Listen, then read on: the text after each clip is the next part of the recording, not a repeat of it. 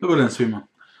Ovaj vikend sam naletio na jedan poprilično interesantan naslov na Netflixu koji vam želim predstaviti jer se radi o filmu koji je snimljen prema stvarnim događajima. Pogledat ćemo malo ovaj trailer koji je objavljen na Netflixovom kanalu i onda ćemo malo pojasniti povijesnu pozadinu samog filma.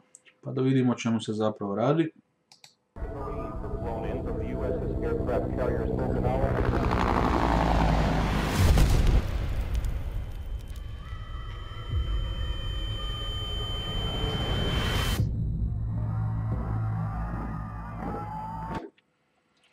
Dakle, radnja počinje 17. travnja 1975. godine i curica koju ste mogli vidjeti, ovih prvih par scena, je glavni lik ovog filma. Ona je u svojim kasnim godinama bila i autorica dviju knjiga koje govore o tome što je proživjela u Kambodži u vrijeme vladavine crnih Kmera i nakon što su bili poraženi. Radnja počinje, rekli smo, u travnju 1975. godine kada crveni Kmeri preuzimaju vlast i kada iz glavnog grada Phnom Penha tjeraju sve stanovnike pod izgovorom da će se vratiti za 3 dana, a da samo moraju izaći kako ih ne bi Amerikanci bombardirali, da bi se na kraju ispostavilo da je u biti to trajni progon, jer je režim crvenih Kmera evakuirao sve gradove i stanovnike doslovno protjerao na polja smrti, na bazičnu poljoprivredu gdje su u vrlo lošim uvjetima, bez gotovo ikakve medicine, s vrlo lošom prehranom, u velikom broju i umrli.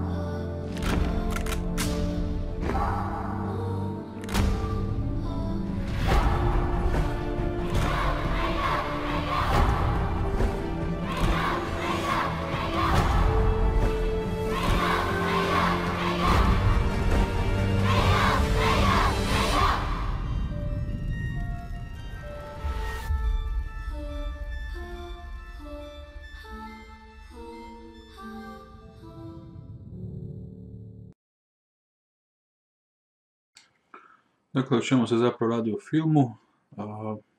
Evo, tu vidite na lijevoj strani fotografiju iz 1980. godine na koju je tada 10-godišnja Long Un u izbjegličkom logoru tražila ostatke svoje obitelji. A njena obitelj je bila dobrostojeća, viša srednja klasa koja je čak imala povremenu kućnu pomoćnicu, imali su sve što je tada u 70. godina moderni svijet imao. Obitelj je bila velika, otac koji je radio, koji je u stvari bio pripadnik državne službe sigurnosti, majka i 7 djece, i pratimo njihovu sudbinu u režimu crvenih Kmera, od protjerivanja iz njihovog stana u gradu do životnih uvjeta u džungli. Ono što još vidimo na ovoj fotografiji je mlada glumica Sareum Sremoh, vidite ju tu, sa odraslom Long Un, i vidite ju dole na fotografiji sa redateljicom i ko-scenaristicom Angelinom Jolie. Za one koji nisu upoznati sa samim događajima iz vremena režima crvenih Kmera, možemo napraviti nekakav mali uvod. Dakle, što se Crvenih Kmera tiče, izdvojio sam samo ovih nekoliko fotografija.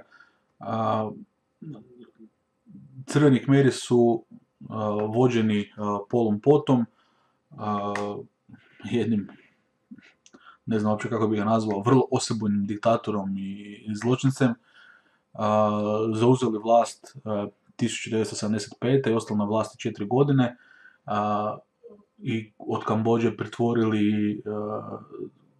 Kambodžu su pretvorili u tvornicu smrti u kojoj je poginulo, ne znam se danas točni broj, ali pretpostavlja se oko četvrtine stanovništva od tadašnjih 8 milijuna, znači negdje između minimalno 1 milijun do maksimalno 3 milijuna mrtvih.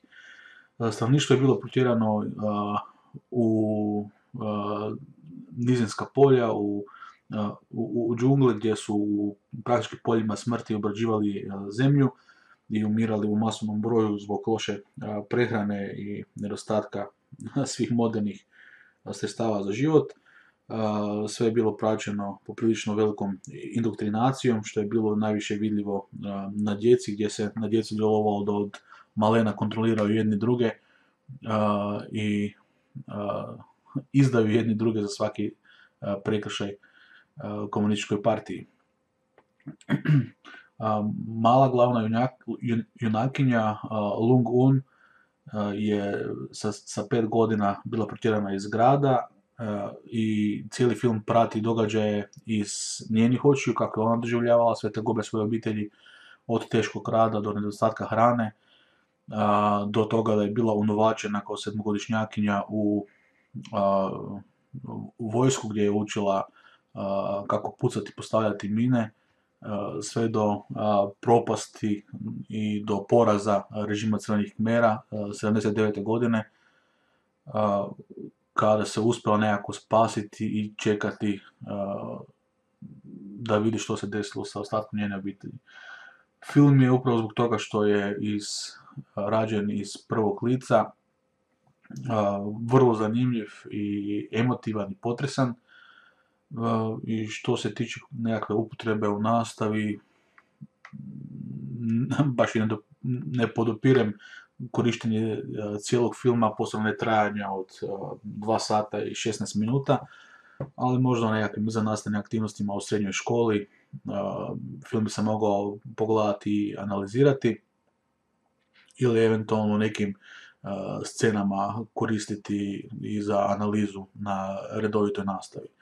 Ima i nešto potresnih scena prilikom bombardiranja, tako da možda nije za mlađu djecu. Uglavnom, vrlo pozitivno filmsko ostvarenje Angeline Jolie, od koje nismo baš navikli gledati tako dobro snimljene filmove, i čini mi se da je kritika isto dobro reagirala, tako da svakako palac gore. Hvala na gledanju, potražite dole u opisu neke zanimljive linkove, recimo na povijesnom portalu smo objavili biografiju Pola Pota, pa možete vidjeti što je sve ovaj diktator radio. Između ostaloga bio je u Jugoslaviji na omladinskoj radnoj akciji gradio je cestu. Hvala na gledanju i vidimo se.